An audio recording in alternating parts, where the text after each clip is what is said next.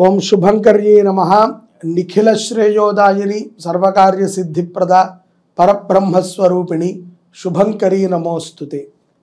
वक्रतुंड महाकाय सूर्यकोटि समप्रभ निर्विघ्नं कुरु मे देव सर्वकार्येषु सर्वदा। आदित्याय च सोमाय मंगलाय बुधाय च गुरुशुक्रः शनिभ्यश्च राहवे केतवे नमः। गुरु ब्रह्मा गुरुर्विष्णु गुरुर्देवो महेश्वरः गुरु साक्षात् परब्रह्म तस्मै श्री गुरवे नमः। अस्मत् श्री गुरुचरणारविंदाभ्यां नमः। श्री श्री श्री गणपति सच्चिदानंद सद्गुरुभ्यो नमो नमः। पौर्णమి తరువాత మీనరాశి వారికి పతనమైపోయినటువంటి కొన్ని స్టాక్ మార్కెట్ వ్యవహారాల యందు పౌర్ణమి తరువాత ఈ యొక్క మీనరాశి జాతకులు విజయప్రదంగా దూసుకు వెళతారు। సంపద వృద్ధి చెందుతుంది। వృత్తి వ్యాపారాలలో పెద్దల మాట గురువుల మాట చెవిని పెట్టుకుంటవే కాకుండా ఆచరణలో పెట్టుకోండి। ఊరికనే తలకాయ ఊపి మీ పని మీరు చేయకూడదు। అది చేస్తే ఎలా ఉంటుందో చేసి చూపించాలి।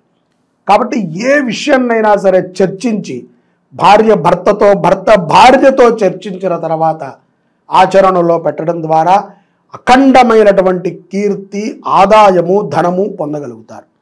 ఆరోగ్య విషయంలో కూడా చైతన్యం లభిస్తుంది। ముందస్తు జాగ్రత్తగానే పలుమార్లు డాక్టర్లను సంప్రదించాల్సి వస్తుంది। పిల్లల చదువుల విషయంలో పౌర్ణమి తర్వాత ఒత్తిడికి గురయ్యేటువంటి సందర్భాలు ఉంటాయి।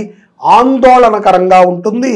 పెద్ద పెద్ద పరీక్షలు వీళ్ళు రాయగలుగుతారా, వీళ్ళకి లేదంటే ఏదైనా వేరే మార్గము వెతకాలా అనేటువంటి ఆలోచన చేస్తూ ఉంటారు।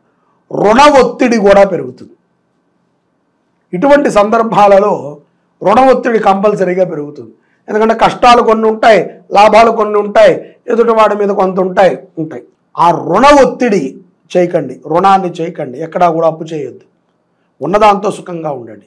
పిల్లలు మంచిగా చదువుకుంటానికి శ్రీ శుభంకరీ సేవా సమితి ఈ యొక్క జనవరి 30 నుంచి ఫిబ్రవరి 7వ తారీఖు దాకా రాజశ్యామల మహాయజ్ఞాన్ని చేస్తోంది। దాంట్లో మీ పిల్లల పేర్లు రాయించండి।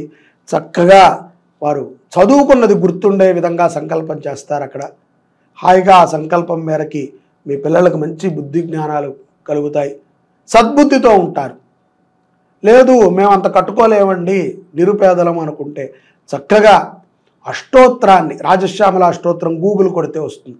ఇప్పుడు మీరు ఇది ఎలా చూడగలుగుతున్నారో అదే చూడండి గూగుల్లో, రాజశ్యామల అష్టోత్తర శతనామావళి నామాలు వస్తాయి। పిల్లల చేత రోజు పలికించండి। 10 రోజులు ఒక గుప్పెడు పంచదారని రావి చెట్టు దగ్గర వేయించండి పిల్లల చేత।